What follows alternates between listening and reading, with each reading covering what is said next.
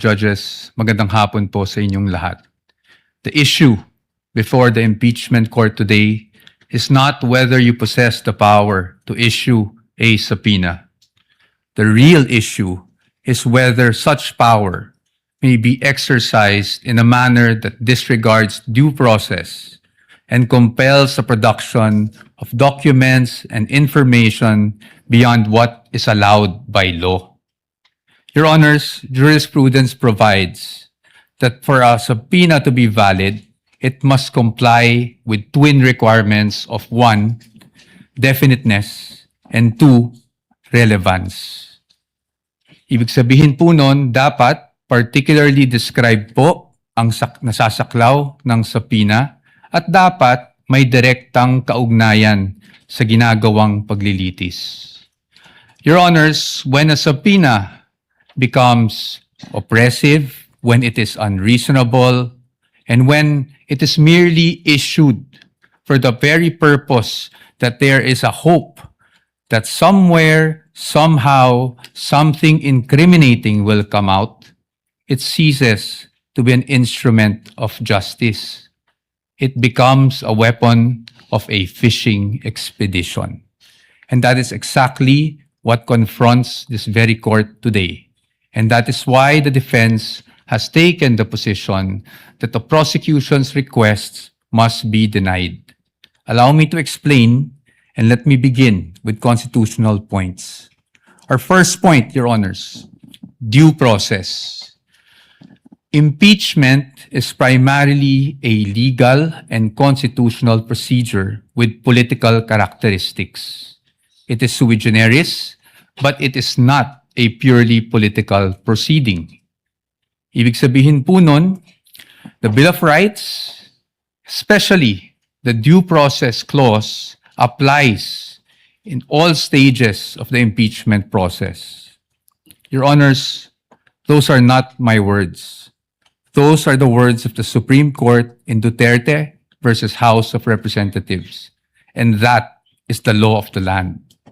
When we speak of due process, we offer a simple proposition that evidence must be present to support each and every accusation. Pero hindi po yon yung nangyari dito. Balikan po natin kung saan nagsimula itong proceeding na ito. I have here with me, Your Honors, copies of the Saballa and Cabrera complaints. Both filed before the House of Representatives. Both accused the Vice President of allegedly amassing unexplained wealth. Both with voluminous attachments, yet not one attached a document to support that accusation. Not a single financial transaction record, not even a single SALN.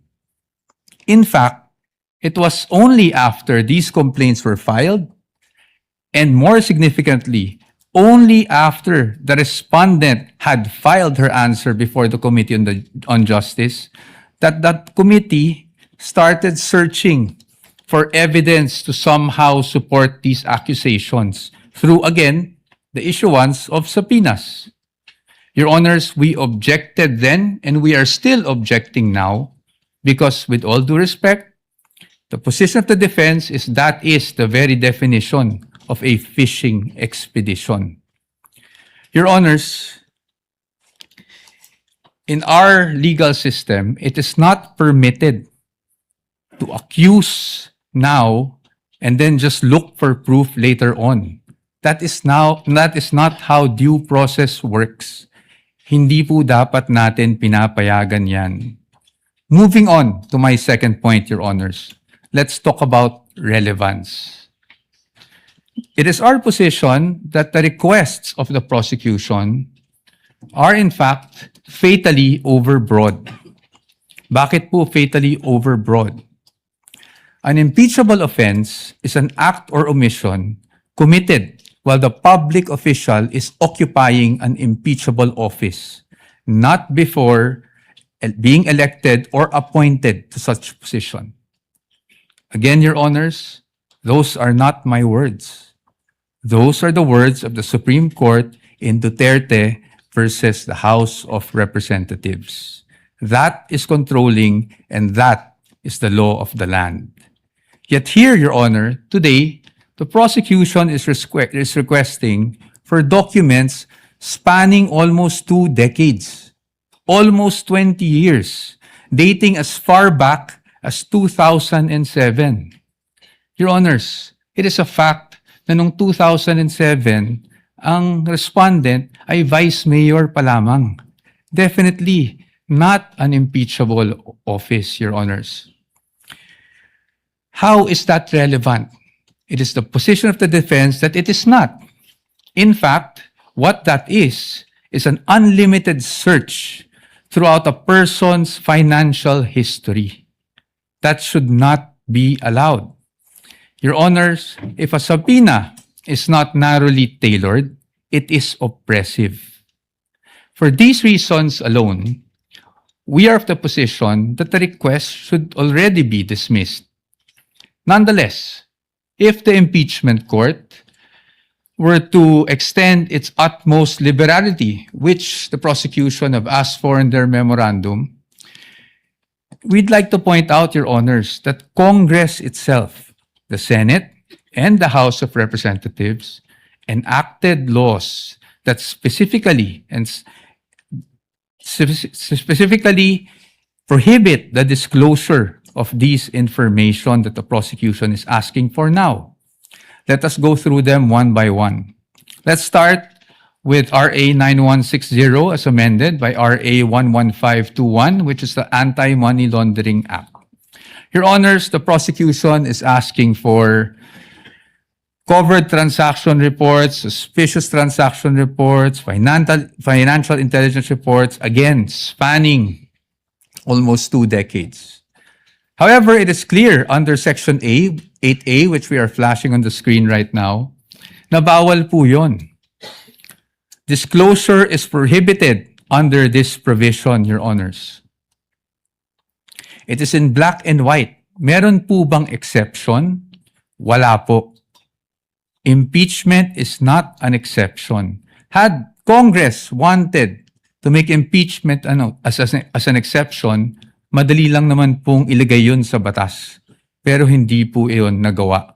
Now, in fact, I also have here copies of the Financial Intelligence Report and another report from the AMLAC, the Information Management Analysis Group, which were already marked as exhibits, Your Honor. And it's in the records of the court. No? Exhibit D2-8-P1, where it says specifically that it should not be, the information should not be used as evidence in formal proceedings, Your Honors. Clearly, Your Honors, to compel AMLAC officials to disclose such information would be to compel them to violate the law. Let's move on now to the tax records, Your Honors. Prosecution is asking for tax records, so let's look at the tax code. Section 270 of which criminalizes disclosure of taxpayers' information. Meron po bang exception sa batas na ito? Meron po, but it is limited. Kasama po bang impeachment? Hindi po. That is very clear. Again, Congress wanted to put an exception for impeachment. They could have easily done so, but they did not. Now, Your Honors, let's go to Bank Secrecy Law, RA 1405. The state policy has always been to favor the secrecy of bank deposits, Your Honors. Dito, while we recognize that impeachment is in fact an exception, Your Honors, we submit that this exception is not automatic. Meaning, hindi porket may exception for impeachment, pwede na kaagad natin buksan ang lahat ng bank records na hinihingi ng prosecution. Why? Because, Your Honor, this exception does not dispense with constitutional safeguards. It does not abolish the right to due process. So dapat po, meron pa rin tayong basihan. If you look at the articles of impeachment, wala naman po doon na nagsasabing yung sinasabing unexplained wealth coming from, even if it was an illegal activity, ay pinasok sa isang specific account. In fact, Your Honors, this exception does not automatically mean that we should permit a fishing expedition. Yun nga pong mga bank account numbers na nakaspecify sa request for the issuance of a subpoena, ang aming posisyon po dyan, yan po ay nakalap doon sa illegal disclosure, with all due respect, na ginawa ng AMLAC before the Committee on Justice. And then, Your Honors, they're also asking for the bank records of the spouse. Your Honor, the spouse is not an impeachable officer. And therefore, the spouse is not covered by this exception. Again, Your Honors, we should not allow this. In closing, Your Honors, the prosecution has repeatedly invoked accountability. Your Honors, we agree with them. No one is above the law. But in the same manner, no one must fall below or be outside the protection of the law. Impeachment is indeed a powerful constitutional tool. But Your Honors, impeachment is not a magic word or a magic wand that one can just wave to transform an illegal act into a legal act, to transform unlawful access to lawful access. That is not what the Constitution contemplates. That is not what the laws enacted by Congress contemplate. And that is not something that the Honorable Impeachment Court should allow. We submit, Your Honors. Thank you very much. The gentleman still has 2 minutes and 48 seconds, which we shall credit, similar to the request of the prosecutor, to your rebuttal should you desire to use it, counsel, for the respondent, Attorney Paul. Thank you, Your Honor. Counsel, the prosecutor is recognized. Attorney Chel Jokno, you have 11.38 minutes, which will round off to 12 minutes, counsel. You may Thank proceed you. when you're ready for Thank you. your rebuttal. Maraming salamat po, Mr. Presiding Officer, at magandang hapon po ulit sa ating lahat. Let me address each of the points that the defense has raised in their oral argument. Sabi po nila una ay due process daw ang isang paulit-ulit na dinidiin ng defense. But there's no debate that due process applies in this proceeding, just like in any other proceeding. The real issue before this honorable court is, will the subpoenas that we are asking be issued by this court actually deprive the respondent of any form of due process? Ang aming paniwala po ay hindi.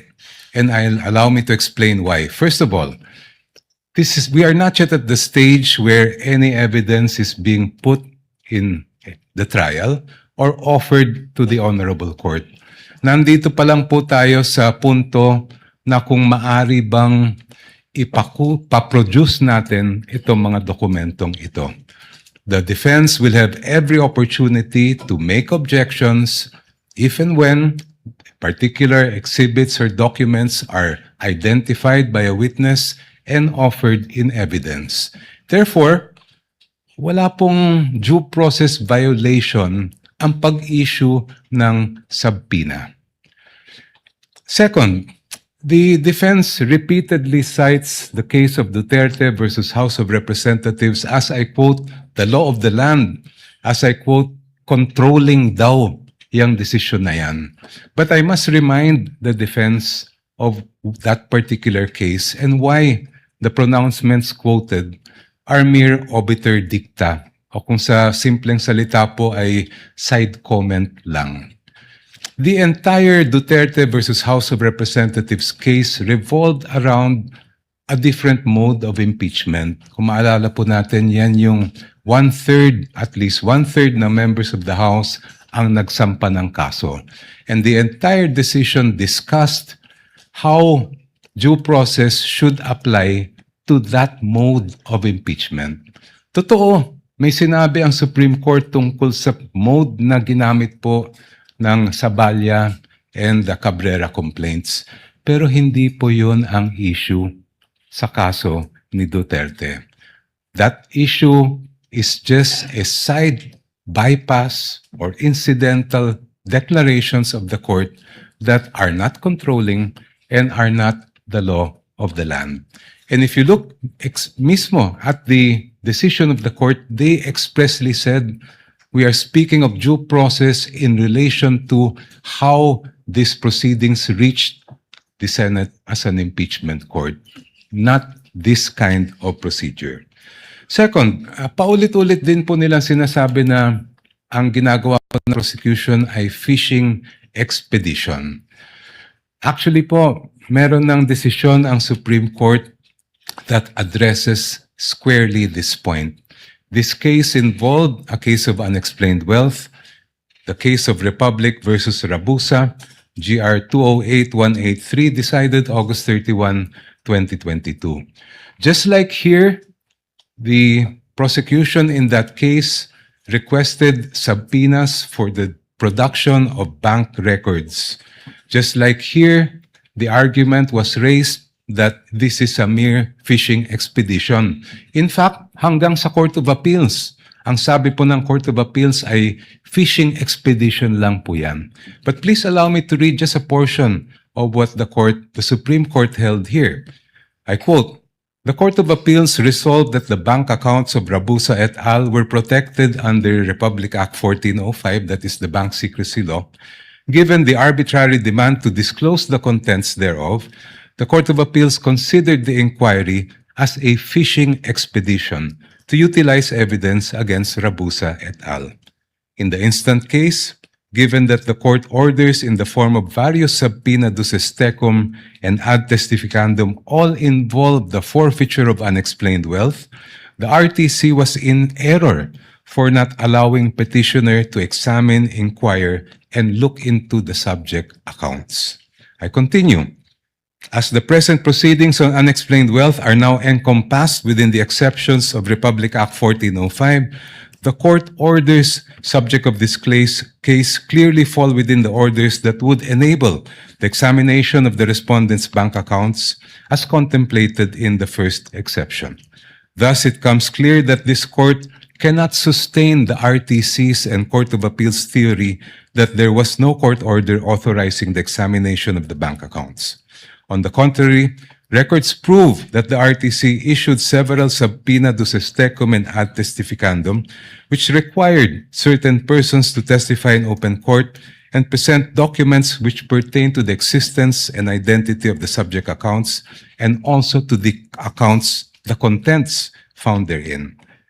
I just move forward. Given the existence and propriety of the subpoenas, the evidence procured through the same should have been duly considered by the lower courts. This court cannot agree with the Court of Appeals' supposition that the examination of the respondents' bank accounts was but a mere fishing expedition to pin liability on them. Next, the defense repeatedly cites a number of laws to claim that the requested information and documents that we are asking from this court for the issuance of subpoena are confidential. Sabi po nila, confidential daw ito sa ilalim ng Republic Act 1405. Sabi po nila, confidential daw ito sa ilalim ng Anti-Money Laundering Act, pati ang National Internal Revenue Code, pati ang Data Privacy Act ay confidential din.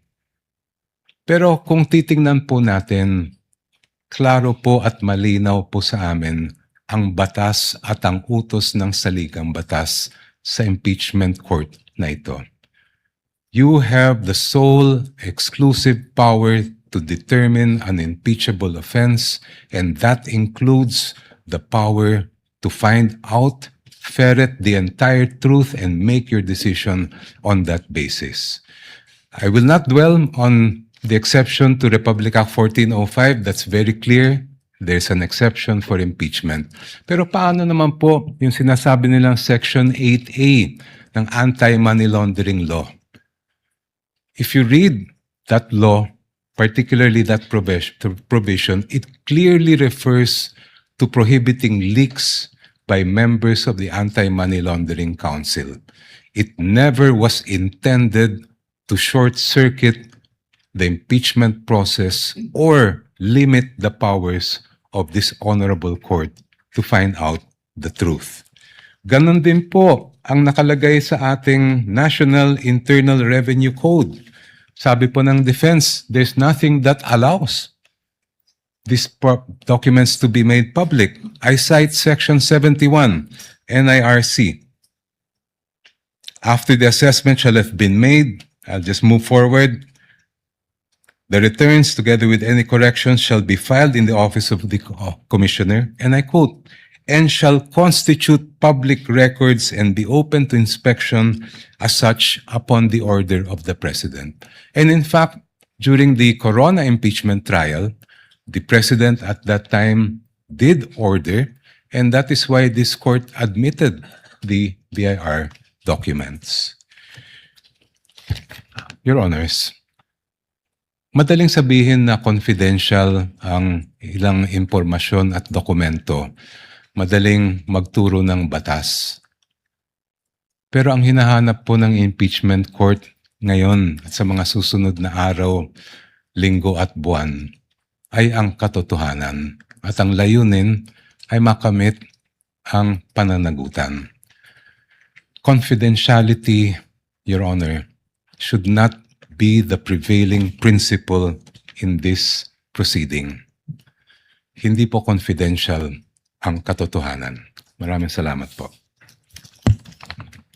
Thank you, Representative, the Honorable Chel Jokno.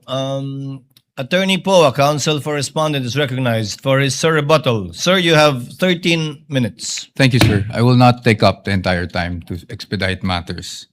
Your Honors, I respect, of course, the arguments put forth by the distinguished opposing counsel.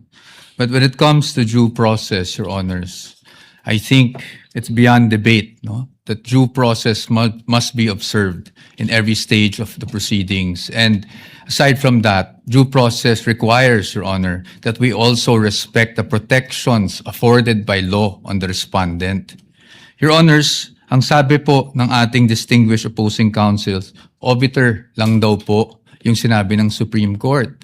But Your Honors, nung sinabi ng Supreme Court sa Duterte versus House of Representatives na ang impeachable offense is an act or omission that is committed by a public officer while occupying an impeachable office, hindi naman po siguro pwede doon lang sa yung one-third mode gamitin yung ganong definition, pero pagdating po sa ibang mode ay hindi na po applicable yung ganong definition. Your Honors, in fact, in that decision, which I failed to mention earlier, sinabi rin po that the acts or omissions must be done in relation to the office. Kasi yun nga po ang purpose ng impeachment. Next, Your Honors, yung sinasabi na dapat kahit na may mga prohibition sa batas, pwede pa rin nating masapina para ma-examine.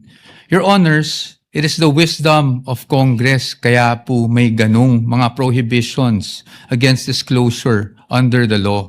Kung papayagan po natin that a court process, even an impeachment court, can issue a subpoena to thwart those provisions, it's as if, Your Honor, we are doing judicial legislation here because a judicial issuance can easily repeal for the time being that provision or at least suspend, Your Honor. Maybe not repeal. Properly, the proper word might be suspend that provision of law. I've never heard about that, Your Honors. And then, lastly, Your Honors, parati nating sinasabi rin, no? Two points. Yung nabanggit na Section 71.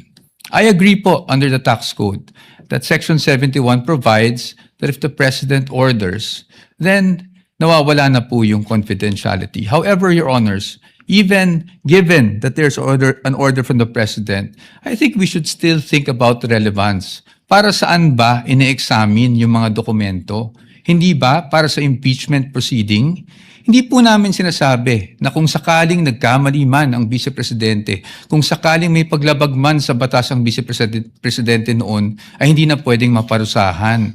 Marami naman pong paraan. You can file cases against the Vice President for those infractions, preterm infractions.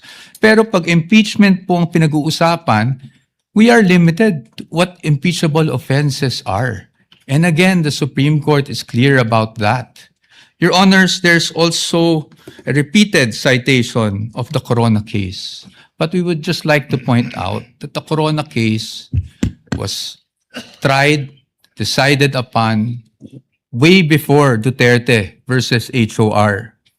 And Your Honors, since it was decided before Duterte versus HOR, the Supreme Court was fully cognizant of what happened in the Corona trial. And yet, Your Honors, they imposed these guidelines. In fact, the line itself in the Duterte versus HOR is we clarify, I quote, we clarify the constitutional requirements of impeachment. At kasama doon yung nabanggit namin kanina on what constitutes an impeachable offense. And that is very clear. Marahil, sinasabi natin na yon ay isang obiter, pero Your Honors, paano po magiging obiter yon? Kung yun mismo ang itinakbo ng desisyon. The fact that the one-year bar was triggered was only the effect of not abiding by the due process clause of the Constitution. And lastly, again, Your Honors, we do not disagree with the prosecution in terms of accountability. Again, no one is above the law, but no one should also be deprived of the protection given by law, Your Honors. Thank you. Bago mag-recess ang mga senator judges para mag-usap sa caucus, nais kong sambitin sa record na binabati ko ang magkabilang panig, partikular si Congressman the Honorable Chel Jokno, ganyan din si Attorney Poa, sa isang mahinahon, malumanay, maginoo at magalang na diskurso at debate kaugnay sa may tuturing nating kontrobersyal na isyong ito. At inaasahan ko, yan din ang magaganap sa caucus at sa aming pagbabalik matapos nito. Senator Judge Alan Cayetano is recognized. Thank you, Presiding Officer. Very eloquently said. Before we go to our favorite subject, recess, the prosecutor was going to say something about Monday witness. Can we hear that? Because if I don't want to preempt, but can we hear that? Because if they're not going to have witnesses on Monday, I have a proposal. I'm sure they will. They were, in fact, on the verge of announcing it. No, because, Mr. President, this is what I wanted to say. We do need the caucus, but after hearing both sides, I really have many questions, and I think we should really dapat mahimay. But after hearing them, I think there's a couple of issues we will agree on, but I'd rather ask my questions on Monday. So if everyone agrees, then we can caucus but allow them to adjourn, no? Unless someone wants to ask after our caucus. We will hear the lead prosecutor. However, Senator Judge Cayetano, it is the predisposition of the presiding officer, given that we don't have any witnesses today to settle this matter and this issue today.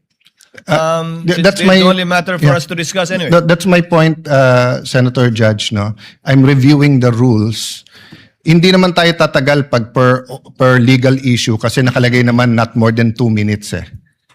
So, meaning for example, for me, issuing the subpoena is not one issue. Whether the subpoena is to the VP or to her husband is two separate issue. Peso account or dollar account is a separate issue. Whether or not the company's accounts, etc., should be subpoena is a different issue. But for me to decide, I want to ask the prosecution and the defense about that. So medyo haba-haba talaga. To answer the Senator Judge, we have a precedent that I think, if I remember correctly, it involves the good gentleman himself. When then Senate President Enrile made a ruling with respect to the request for the issuance of a subpoena against the former Chief Justice Corona and his family. The gentleman agreed with respect to not issuing the subpoena against the Chief Justice, but disagreed with respect to not issuing with the family. No, And I the was ruling of the I was chair- correct there. That was the first. The rules of court says pwede pagka son-in-law, but I was overruled by Senator Exactly. Enrile. I appealed. The body agreed with him. So even if I was correct, I was overruled. But my point is, Mr. Presiding Officer, that was one simple issue. That's why I didn't argue.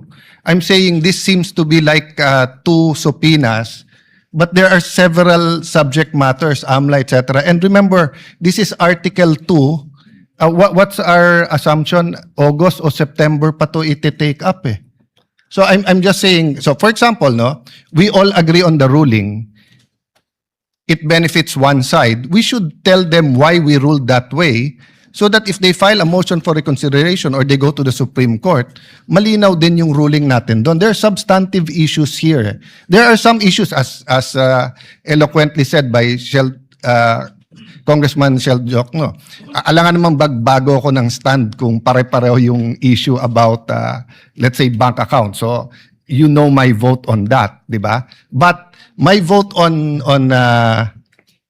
Chief Justice Corona doesn't mean it's the same vote if it was on his spouse and the companies that are under his name. I can tell you honestly right now, I don't know what to vote for, what my vote will be. But I do know that these are two important issues. Even the definition of definiteness and the definition of fishing expedition, I want to pursue that with them. With the permission Your of Honor, Senator sir. Judge Allen, can we discuss that in caucus? Yes, In yes. Senate? So I'm just saying, if we're going to discuss it and maraming magtatanong, do you want them to go home and we can extend till Thursday next week or whatever? No, not at this time. Okay. We can advise Yeah, I them submit to properly the presiding at the officer. appropriate time. Senator Judge Pangilinan. Now, just to reiterate the earlier manifestation of the presiding officer, we agreed to go on caucus after the presentation Yes.